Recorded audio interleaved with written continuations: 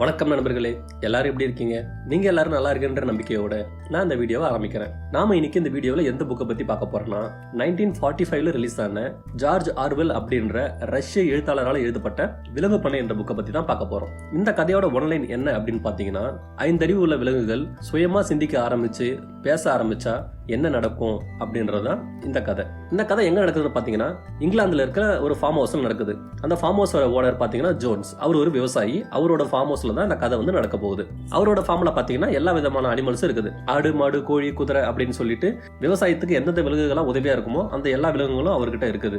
இந்த விலங்குகள் எல்லாம் ரகசியமா கூட்டம் நடத்தி, நாம மனிதர்களுக்கு கீழே அடிமையா இருந்தது போதும், நாம இனிமே நமக்காக நாம வாழணும், நம்மளோட உழைப்பை யாருக்கும் கொடுக்க கூடாது அப்படின்னு இவங்களா ரகசியமா ஒரு கூட்டம் நடத்தி மனிதர்களுக்கு எதிராக ஒரு புரட்சி பண்ணணும்னு நினைக்கிறாங்க.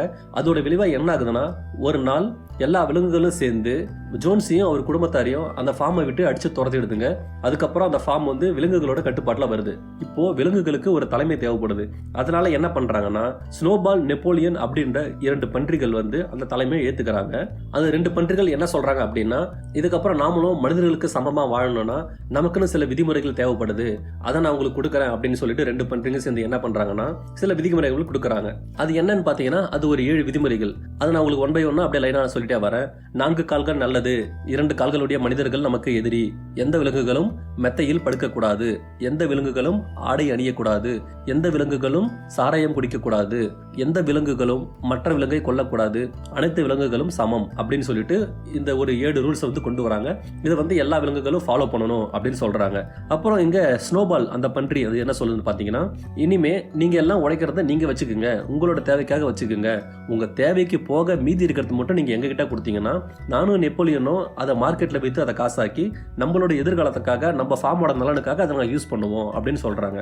அதோடு இல்லாம ஸ்னோபால் என்ன சொன்னதுன்னா, இப்போ நம்ம மனிதர்களுக்கு ஈக்குவலா வாழணும்னா முதல்ல நமக்கு தேவை மின்சாரம். கரண்ட் வந்து நம்ம கிட்ட இல்ல, அதை நாமளே தயாரிக்கணும் அப்படின்னா நமக்கு ஒரு காற்றாலை தேவை.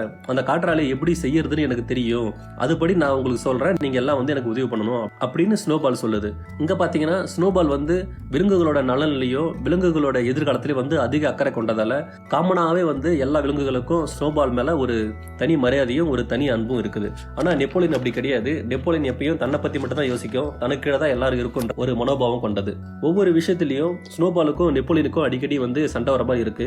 இதனால நெப்போலியன் என்ன பண்ணுதுன்னா, ஸ்னோபால் இருக்க வரைக்கும் நம்ம இஷ்டத்துக்கு எதுவும் பண்ண முடியாது அப்படின்னு சொல்லி அந்த ஃபார்ம்ல இருக்க வேட்டை நாய்களோட உதவியோட ஸ்னோபாலை அடிச்சு அந்த ஃபார்மை விட்டு வெளியே தள்ளிடுதுங்க. இதனால மற்ற விலங்குகள்லாம் வந்துட்டு கோவம் அடைஞ்சிடறாங்க. ஸ்னோபாலை ஏன் அப்படி பண்ணீங்க அப்படின்னு கேட்டதுக்கு நெப்போலியன் என்ன சொல்லுதுன்னா, ஸ்னோபால் காற்றாலை கட்டுறன்னு சொல்லி நம்ம பணத்தெல்லாம் கையாடல் பண்ணி நம்மளை ஏமாத்திட்டான் அப்படின்னு மற்ற விலங்குகள்கிட்ட ஒரு பொய் சொல்லி சமாளிக்குது. நிறைய விலங்குகள் அதை நம்புறாங்க.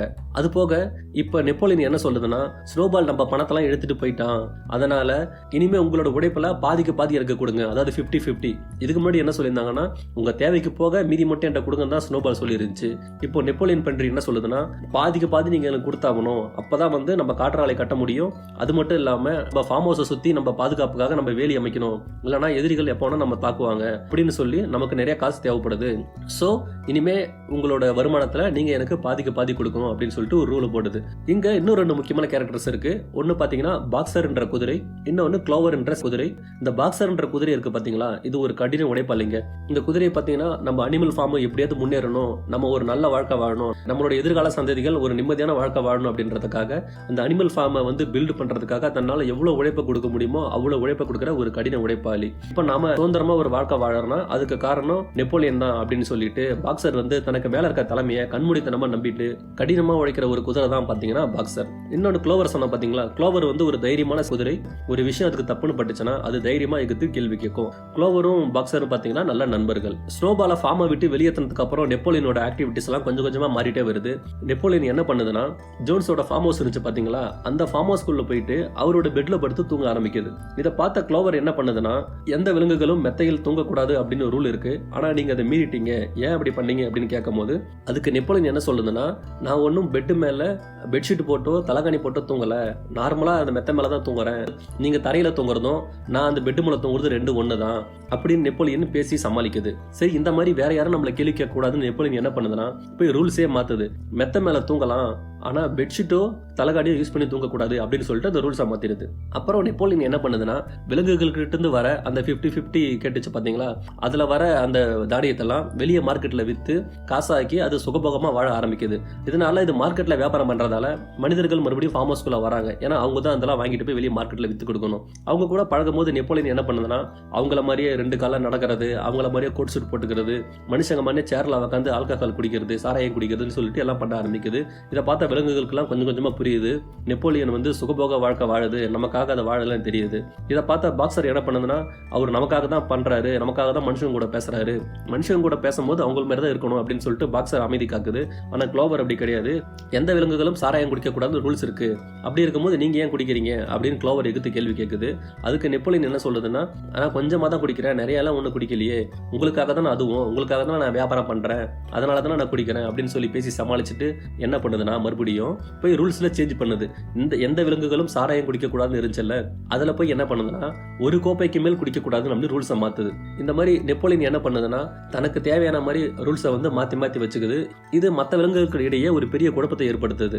இந்த குழப்பம் அடங்குறதுக்குள்ள நெப்போலியன் இன்னொரு புது ரூல்ஸை போடுது. என்ன சொல்லுதுன்னா, இனிமே நீங்க உழைக்கிறது எல்லாமே என்கிட்ட தான் வந்தாகணும், உங்களுடைய வருமானம், உங்களுடைய அறுவடை எல்லாமே என்கிட்ட தான் வந்தாகணும், நானா பார்த்து உங்களுக்கு என்ன தேவையோ அதை தான் நான் உங்களுக்கு கொடுப்பேன்.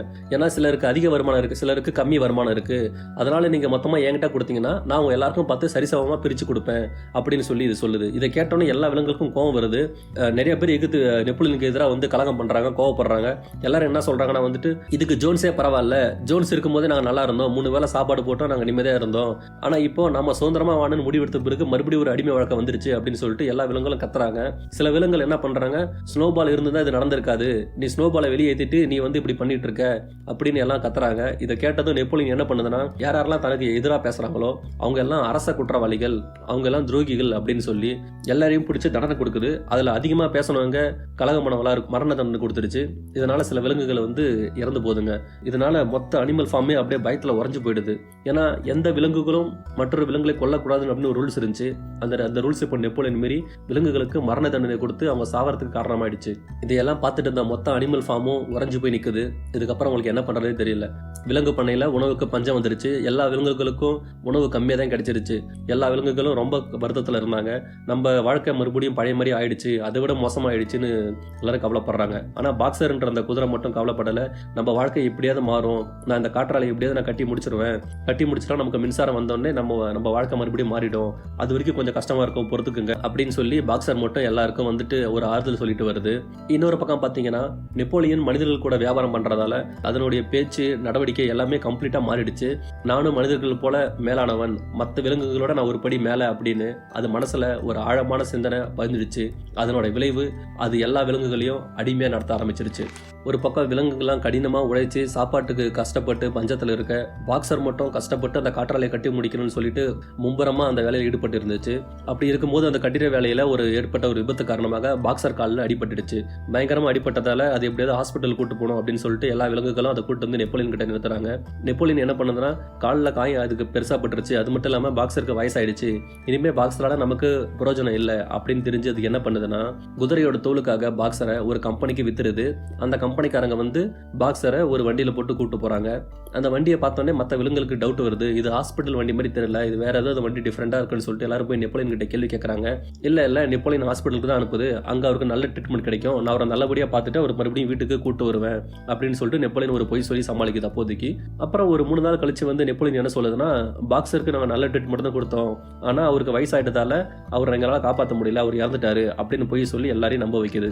இது கேட்டோன்னே எல்லா விலங்குகளும் ரொம்ப சோகமாயிடுறாங்க. ஏன்னா அங்க இருந்ததுலேயே வந்து அனுபவம் வாய்ந்த ஒரு நல்ல முதிர்ச்சியான விலங்கு அப்படின்னா அது பாக்ஸர் மட்டும்தான்.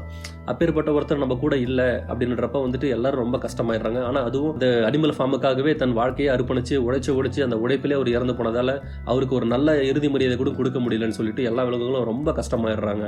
இந்த மாதிரி விலங்குகள்லாம் கஷ்டத்தில் இருக்கும்போது நெப்போலியன் என்ன பண்ணுதுன்னா, இன்னொரு புது ரூலை போடுது. அதாவது என்னன்னா, இனிமே வந்துட்டு நெப்போலியனை யாரும் நெப்போலியன் கூப்பிடக்கூடாது, தலைவர் தான் கூப்பிடணும், அப்படின்னு சொல்லி புது ரூலை போடுது. அது மட்டும் இல்லாமல் புது ரூலாக போடுது. இனிமேல் நெப்போலியன் வரும்போது எல்லாரும் அவர் எதிரில் யாரும் வரக்கூடாது, எல்லாரும் அவருக்கு வழி விடணும், ஒதுங்கி தான் நிற்கணும், அவரை பார்த்தா எல்லாரும் வணக்கம் போடணும் அப்படின்னு சொல்லிட்டு புது ரூலாக போடுறாங்க. இதை எதிர்த்து யார் கேள்வி கேட்டாலும் எல்லாருக்கும் தண்டனை. அது மட்டும் இல்லாமல் ஜோன்ஸ் பெரியோ ஸ்னோபால் பெரியோ நீ யாரும் யூஸ் பண்ணக்கூடாது, யூஸ் பண்ணால் அதுக்கும் தண்டனை அப்படின்னு சொல்லிட்டு தண்டனை மேலே தண்டனையாக கொடுத்து எல்லா விலங்குகளையும் அந்த பயன்படுத்தி வச்சிருந்துச்சு. எல்லா விலங்குகளும் நம்ம உயிர் படைச்சாலே போதும் அப்படின்னு சொல்லி அந்த முடிவுக்கு வந்துட்டாங்க. அதனால யாரும் உணவு பஞ்சத்தை பற்றியோ இல்லை காற்றாலை ஏன் கட்டி முடிக்கலை அப்படின்றத பற்றியோ வேறு எதை பற்றியுமே எந்த விலங்குகளும் கேள்வி கேட்கல. அவங்களுக்கு அன்றைய பொழுது போனாலே பெரிய விஷயன்ற அளவுக்கு எல்லா விலங்குகளும் வந்துட்டாங்க. இப்படியே பார்த்தீங்கன்னா ஒரு சில வருடங்கள் போகுது. சில வருடங்கள் போன பிறகு பார்த்தீங்கன்னா அடுத்த ஜென்ரேஷன் வராங்க. எல்லா விலங்குகளும் குட்டிலாம் போடும், பறவைகள்லாம் முட்டை போடும் பார்த்தீங்களா. ஸோ அப்படியே பார்த்தீங்கன்னா புது ஜென்ரேஷன் வந்துச்சு.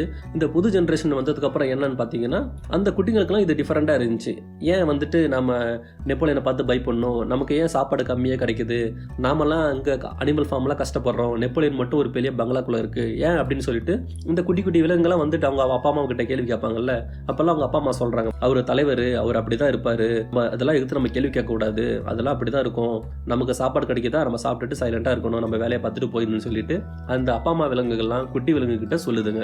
இதை கேட்ட குட்டி விலங்குகளுக்கு சோ இதுதான் உண்மை, இப்படிதான் இருக்கும் போலகுதுன்னு எல்லா சின்ன விலங்குகளும் அதை நம்ப ஆரம்பிக்குதுங்க. அதுங்களும் அதே மாதிரி வளர ஆரம்பிக்குதுங்க. இப்ப கடைசியா நெப்போலியன் என்ன பண்ணுதுன்னா அந்த 7 ரூல்ஸ் ஆல்ரெடி கொஞ்சம் கொஞ்சமா மாத்தி வச்சிருச்சு பாத்தீங்களா. அந்த ரூல்ஸ் எல்லாத்தையும் அடிச்சுட்டு ஒரே ஒரு ரூல் புது ரூலா எழுதி போடுது. அந்த புது ரூல் என்னன்னு பாத்தீங்கன்னா எல்லா விலங்குகளும் சமம், ஆனால் சில விலங்குகள் மற்றவற்றை விட அதிக சமம். இதுதான் அந்த புது ரூல். இந்த இடத்துல இந்த கதை முடியுதுங்க. இந்த கதை உங்களுக்கு எல்லாம் பிடிச்சிருக்குன்னு நம்புறேன். எனக்கு ரொம்பவே பிடிச்சிருந்துச்சுங்க. அதுக்கு காரணம் இந்த புக் பேசின அந்த ஸ்டோரி, அந்த ஸ்டோரியோட பிளாட்ஃபார்ம். இது நம்ம நார்மலா பாத்தீங்கன்னா ஒரு காமிக் ஸ்டோரி மாதிரி தான் இருக்கும். அனிமல்ஸ் பேசினா எப்படி இருக்கும் அப்படின்ற ஒரு கற்பனையில என்ன ஒரு காமிக்ஸ் புக் மாதிரி தான் இருக்கும். ஆனா இந்த புக்ல ஒரு ஆழமான ஒரு அரசியல் தெளிவு இருக்கு. அந்த அரசியல் தெளிவை மத்தவங்களுக்கு தெளிவா எடுத்து சொல்லணும்ன்ற ஒரு புரிதல் இருக்கு. எனக்கு அதனாலதான் அந்த புக்கு ரொம்ப ரொம்ப பிடிச்சது.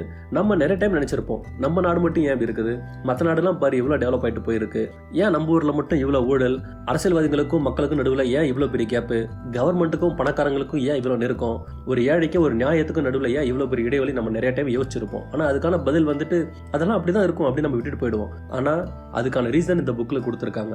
அதுதான் இந்த புக்கோட சிறப்பம்சமே. அதாவது ஒரு காலத்துல நம்மலாம் மன்னர்களுக்கும் ஜமீன்தார்களுக்கும் ஆங்கிலேயர்களுக்கும் யாராருக்கும் அடிமையா இருந்து வாழ்ந்த பிறகு அதுக்கப்புறம் மக்களால் நடத்தப்படும் ஆட்சி மக்கள் ஆட்சி அப்படின்னு வந்த பிறகு இனிமே எல்லாம் மாறிடும் அப்படின்னு எல்லாரும் நம்பிதான் மக்கள் ஆட்சியை சப்போர்ட் பண்ணாங்க. ஆனா போக தான் தெரிஞ்சது இங்க எதுவுமே மாறல, மக்கள் இன்னும் அப்படியே தான் இருக்காங்க, மக்களுக்கு நல்லதுக்கு பண்றேன்னு அதிகாரத்துக்கு வந்தவங்க அவங்க மாறிட்டாங்க அப்படின்றது புரிய ஆரம்பிச்சது.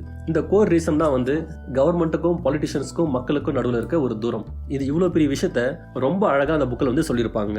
நான் என் ஃப்ரெண்ட்ஸ் கிட்ட ஃபேமிலி மெம்பர்ஸ் கிட்ட அந்த பாலிடிக்ஸ் பத்தி டிஸ்கஸ் பண்ணும்போது அதிகமா நான் கேட்கற விஷயம் என்னன்னா, எனக்கு பாலிடிக்ஸ் பிடிக்காது, அரசியல் நமக்கு செட் ஆகாது, எனக்கு அதுல இன்ட்ரெஸ்ட் இல்லை அப்படின்னு தான் நிறைய பதில்கள் அவங்க கிட்ட இருந்து வரும். அப்பலாம் நான் அவங்க கிட்ட ஒன்று சொல்லுவேன், உங்களுக்கு பிடிக்கலனாலும் பரவாயில்ல, உங்களுக்கு அது இன்ட்ரெஸ்ட் இல்லனாலும் பரவாயில்ல, ஆனா அரசியலை பத்தி கொஞ்சம் தெரிஞ்சுக்குங்க அப்படின்னு நான் சொல்லுவேன். அது ஏன் அப்படின்னா அந்த ரீசன் நான் இப்போ உங்ககிட்ட சொல்றேன். நாம ஒரு தனி மனிதனா இருக்க வரைக்கும் நமக்கு எந்த ஒரு பிரச்சனையும் கிடையாது. ஆனா அந்த சொசைட்டில நம்ம இருக்க முடியாது. நம்ம சொசைட்டியோட சமுதாயத்தோட சேர்ந்து தான் வாழ்ந்தாகணும். நமக்கு ஒரு ஸ்கூலுக்கு போறதா இருந்தாலும், ஒரு காலேஜுக்கு போறதா இருந்தாலும், ஒரு வேலைக்கு போறதா இருந்தாலும், ஒரு கடையில போய் ஒரு பால் பாக்கெட் வாங்குறதுல இருந்து, ஒரு பைக் வாங்குறதுல, கார் வாங்குறதுல இருந்து எல்லாமே அரசியல் கலந்து இருக்குது. ஒரு தனி மனிதன் அவன் வீட்டை காலை எடுத்து வெளியே வச்சுட்டானா அப்பவே அவன் ஒரு சமூக மனிதனா மாறிடுவான். அப்பவே அவன் வாழ்க்கையில அரசியல் புகுந்துரும். தனி மனுஷனா இருக்க நாம சொசைட்டி கூட சேர்ந்து நம்ம டிராவல் ஆகும் போது ஏதாவது ஒரு இடத்துல ஒரு பிரேக் பாயிண்ட், ஒரு தடங்கள் வரும். அது ஏன் நம்ம யோசிச்சு பார்த்தா அது நம்மளால இருக்காது. அது கன்ஃபார்ம் அது அரசியலால தான் இருக்கும், கவர்மெண்டால தான் இருக்கும். அப்படி நடக்கும்போது நம்மளால அது எதிர்த்து எதுவும் பண்ண முடியாது. அந்த மாதிரி சமயத்தில் நம்ம என்ன பண்ணுவோம்னா, நமக்கெல்லாம் இப்படிதான் நடக்கும் அப்படின்னு சொல்லிட்டு நம்ம பிரேக் ஆகி உட்காந்துருவோம். அதான் உண்மையும் கூட. பட் அட்லீஸ்ட் இது ஏன் நடக்குது, இதுக்கு காரணம் யார், இதுக்கு பின்னாடி என்ன இருக்குன்னு நம்ம தெரிஞ்சுக்கணும்ல, அந்த பேசிக் புரிதலாச்சும் நமக்கு இருக்கணும்ல. அதுக்காக தான் நான் சொல்லுவேன், நமக்கு அரசியல் தெரியணும். இது நம்ம சமுதாய வாழ்க்கையில் நடக்கிற சின்ன ஒரு பிரச்சனைக்கு பின்னாடி யாரோ ஒருத்தவங்க இருப்பாங்க, ஏதோ ஒரு விஷயம் இருக்கும். அது என்னன்னாச்சும் நம்ம தெரிஞ்சு வச்சுக்கணும். அட்லீஸ்ட் அதையாச்சும் நம்ம பண்ணணும். அதுதான் நான் இங்க சொல்றது. இது நம்மளால மாற்ற முடியாதா, நம்மளால இப்படிதான் இருப்போமான்னு கேட்டா இல்ல, அது மாற்றம் கொஞ்சம் கொஞ்சமா நடந்துட்டு தான் இருக்குது. அது கம்ப்ளீட்டா ஒரு நாள் மாறும் அப்படின்ற நம்பிக்கையில் நம்ம எல்லாம் வாழ்ந்துட்டு இருக்கோம். அது வேற ஒரு ஸ்ட்ரீம்ல போயிட்டு தான் இருக்கும். பட் இங்க நான் என்ன சொல்ல வரேன்னா, நமக்கு அரசியல் தெளிவு கொஞ்சமாச்சும் வேணுங்க. இதை வேற வழியில சிம்பிளா சொல்லணும்னா, நம்ம என்ன பேசணும், என்ன பேசக்கூடாது, என்ன பண்ணணும், என்ன பண்ணக்கூடாது, என்ன படிக்கணும், என்ன படிக்க கூடாது, என்ன வாங்கணும், என்ன வாங்கக்கூடாது, இது எல்லாமே இங்க முடிவு பண்றது அரசியல். அரசியல் தான். அதனால நமக்கு அரசியல் தெரியணும், அரசியல் புரிதல் இருக்கணும். அந்த அரசியல் புரிதலுக்கு இந்த புக்கு எப்படி ஹெல்ப் பண்ணும் அப்படின்னு பார்த்தீங்கன்னா, இதுக்கு முன்னாடி உங்களுக்கு அரசியல் பற்றி எனக்கு எதுவுமே தெரியாது, எனக்கு எந்த ஐடியாவுமே இல்லை அப்படின்னா நீங்கள் இந்த புக்கு படிக்கலாம். இது உங்களுக்கு அரசியலை பற்றிய ஒரு பேசிக் ஃபவுண்டேஷனை இது உங்களுக்கு கிளியர் கட்டாக அழகாக போட்டு கொடுக்கும். இன்கேஸ் உங்களுக்கு ஆல்ரெடி அரசியல் பற்றின தெளிவு புரிதலாக இருக்குது அப்படின்றப்ப நீங்கள் இந்த புக்கை படிக்கிறீங்க அப்படின்னா உங்களுக்கு அரசியலை பற்றின இன்னும் ஒரு தெளிவான புரிதல் உங்களுக்கு கொடுக்கும். எல்லா விஷயத்துக்கும் பின்னாடி என்ன நடக்குதுன்னு பார்க்குற பார்வையை இந்த புக்கு உங்களுக்கு கன்ஃபார்ம் கொடுக்குங்க. அதில் எந்த மாற்று கருத்து கிடையாது. நான் ரொம்ப மிகைப்படுத்தலாம் சொல்லலை. டெஃபினட்டாக இந்த புக்கு படித்து முடிச்சோன்னே எனக்கு வந்த ஃபீலிங் அதுதான். அதாவது ஒரு சர்க்காஸ்டிக் வேல ஒரு அரசியல் தெளிவை அவ்வளோ அழகாக கொடுத்துருக்காங்க. ஏன்னா இந்த புக்கை பற்றி நான் படித்து பார்க்குறப்போ 1945 நடந்த ரஷ்யன் புரட்சிக்கு எதிராக எழுதப்பட்ட புத்தகம் தான் இது. 1945 எழுதின புத்தகம் 2024 நான் படிக்கும்போது எனக்கு இந்த புக்கு கனெக்ட் ஆகுதுன்னா அப்பத்துலேருந்து இப்போ வரைக்கும் இங்கே எதுவுமே மாறலை. மக்களுக்காக பண்ணுறேன்னு மேலே போகிறவங்க எல்லாமே அவங்களுக்காக தான் பண்ணிக்கிறாங்க. அதுக்கு ரீசன் என்னன்றதான் இந்த புக்கில் இருக்குது. ஓகேங்களா? ஸோ டெஃபினட்டாக இது ஒரு மஸ்ட் ரீட். எல்லாரும் கட்டாயமாக வாசிக்க வேண்டிய புத்தகம் நான் சொல்லுவேன். உங்களுக்கு டைம் தான் அந்த புக் வாங்கி படிங்க. அவ்வளோதாங்க. இந்த புக்கில் நான் படித்தது, எனக்கு பிடிச்சது எல்லாத்தையும் உங்ககிட்ட நான் ஷேர் பண்ணிட்டேன். வேற ஒரு வீடியோவில் வேற ஒரு நல்ல புக்கோட வந்து நான் உங்களை சந்திக்கிறேன். Thanks for your time. நன்றிகள்.